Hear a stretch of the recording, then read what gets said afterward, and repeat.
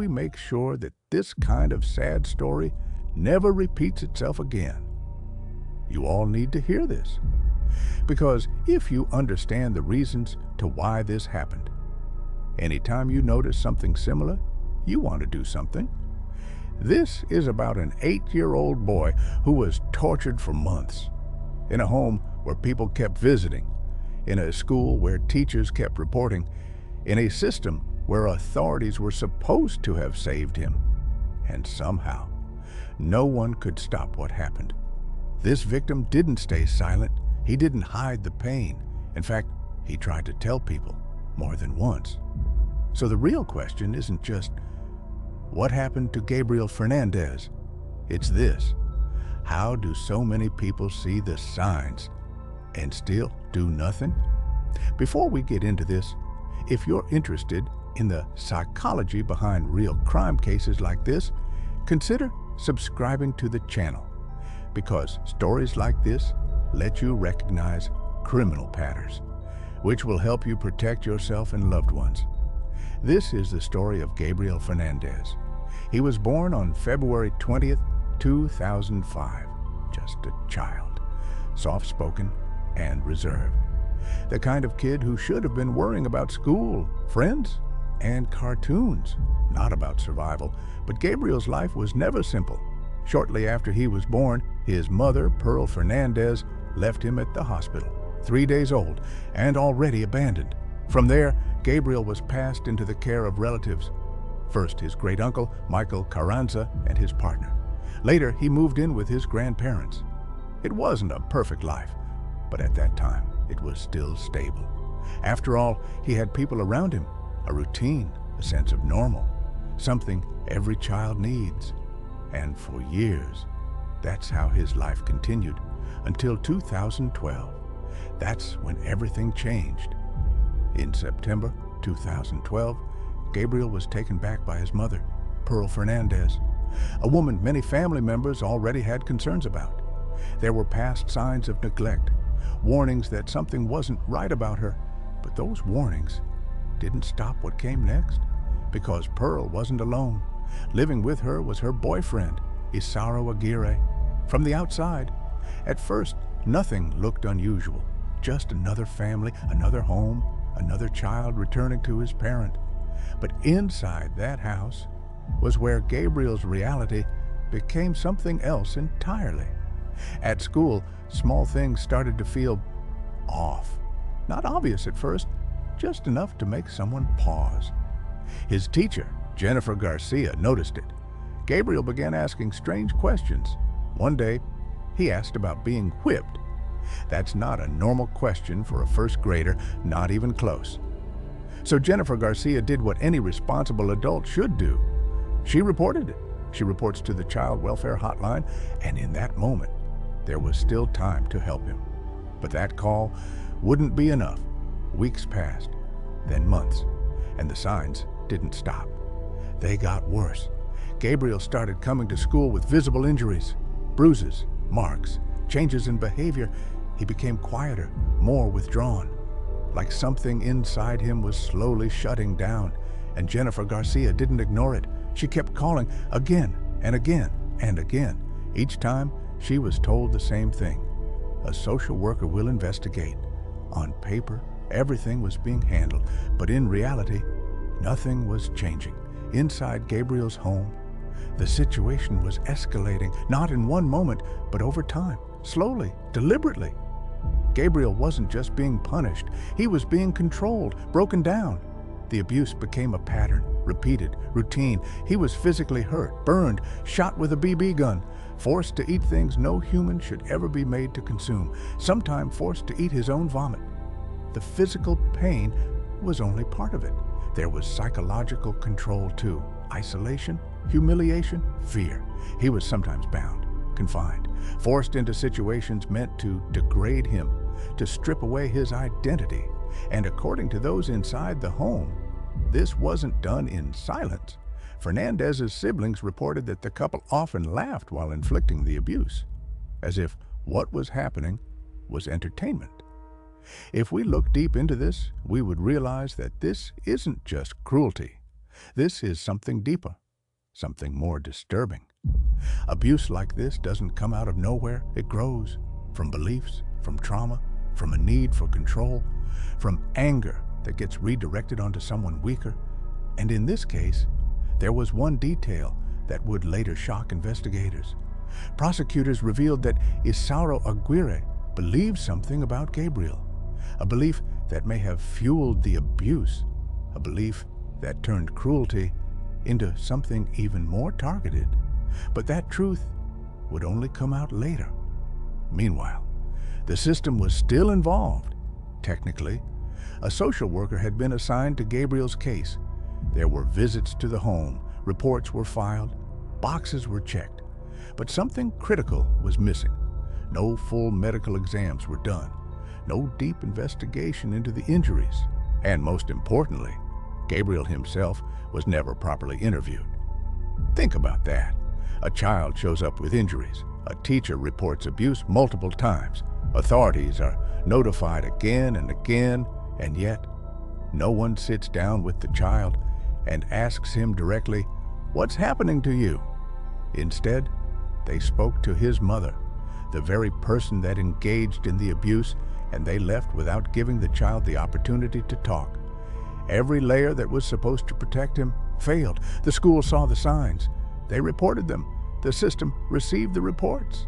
They responded on the surface, but no one followed through. No one pushed deeper. No one connected the pattern. And while all of this was happening, Gabriel was still going back home every single day, back into the same environment, back into the same cycle, back into the same pain. For 8 months, 8 months of chances, 8 months of warning signs, 8 months where this could have been stopped, but it wasn't. By May 2013, Gabriel was no longer just a child in danger. He was a child at the edge, weakened, isolated, trapped. And then, on May 22nd, 2013, something happened. Something so severe that it finally forced the system to see what had been there all along. But by then, the damage was already done. Gabriel Fernandez called 911. When paramedics arrived, they immediately knew something was wrong. This wasn't a normal emergency. Gabriel was found naked, unresponsive. His body showed signs of long-term abuse, not just from that day, but from months before. He was rushed to Antelope Valley Hospital, but the damage was already too severe. Doctors found devastating injuries: a cracked skull, broken ribs, foreign objects embedded in his body. He was later transferred to Children's Hospital Los Angeles, where he was declared brain dead.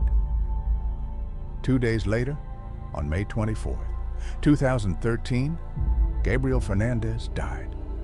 The official cause: blunt force trauma combined with neglect and severe malnutrition.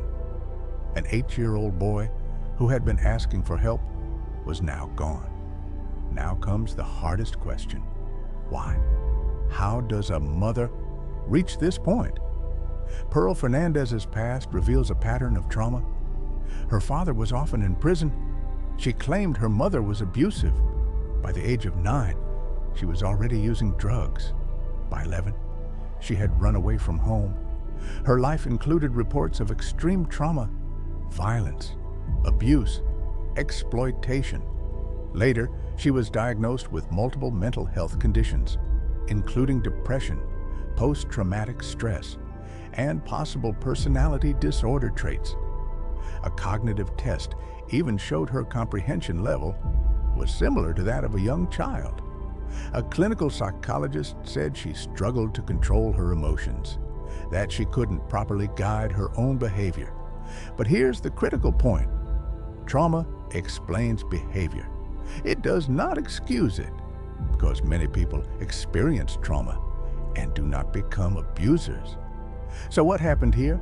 In cases like this, psychologists often look at cycles.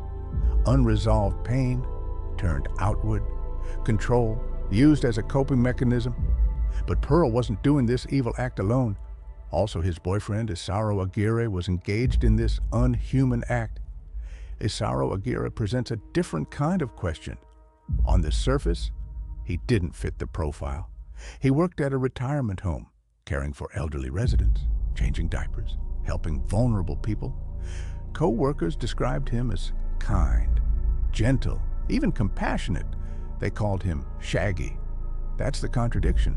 How does someone seen as caring become capable of something so brutal?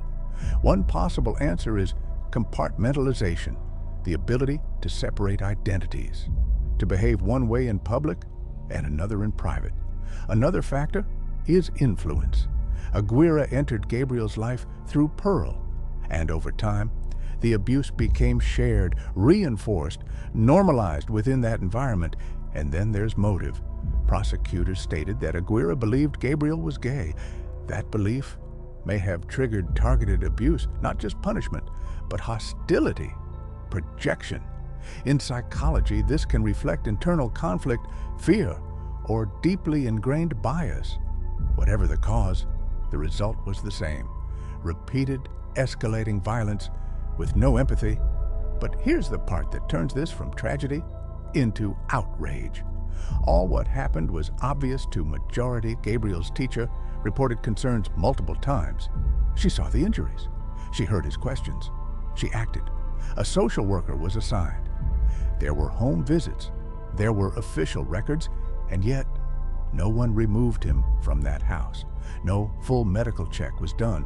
No proper interview with Gabriel. Instead, they interviewed the wrong people, people that carried out the unhuman act: Pearl Fernandez and her boyfriend, Isauro Aguirre. And their answers were accepted. Think about that. The people responsible for the abuse were trusted over the child showing signs of suffering. That is not just failure, that is a breakdown. Even later analysis showed that there was enough evidence to act, enough warning signs, enough risk. But no decisive action was taken. And because of that, Gabriel kept going back, until he didn't come back at all. After Gabriel was taken to the hospital, everything moved quickly. On May 23, 2013, Pearl Fernandez and Isauro Aguirre were arrested. At first, the charges were different: child endangerment, attempted murder. But when Gabriel died, those charges changed. Both were charged with first-degree murder, with special circumstances of torture. Prosecutors sought the death penalty. Pearl Fernandez eventually pleaded guilty. She accepted a deal: life in prison, no possibility of parole. In court, she apologized, said she wished she had made better choices, said she loved her children.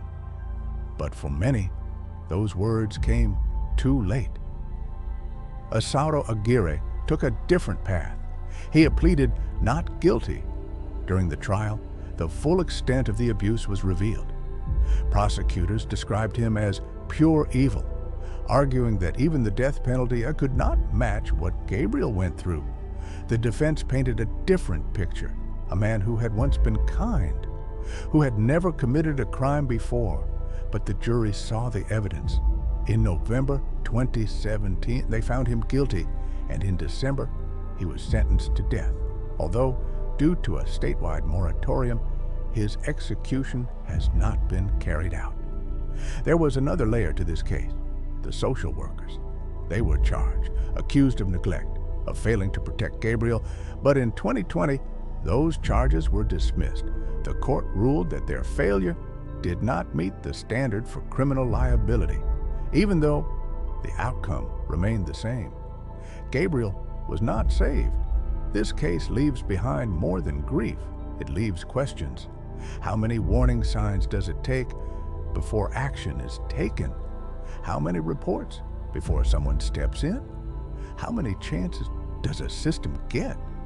Because Gabriel Fernandez didn't just die from abuse. He died in a system that saw the signs, documented the signs, and still failed to stop it. And maybe the most disturbing part of all is this: there wasn't just one moment to save him. There were many, and every single one was missed. So the question isn't just, how did this happen? It's this: how do we make sure it never happens again? And maybe the answer starts with this: not ignoring the small signs when a child is asking for help. If this story moved you and you want more real cases told with depth and truth, make sure you subscribe to the channel and leave your thought in the comment section, because these stories deserve to be heard and remembered.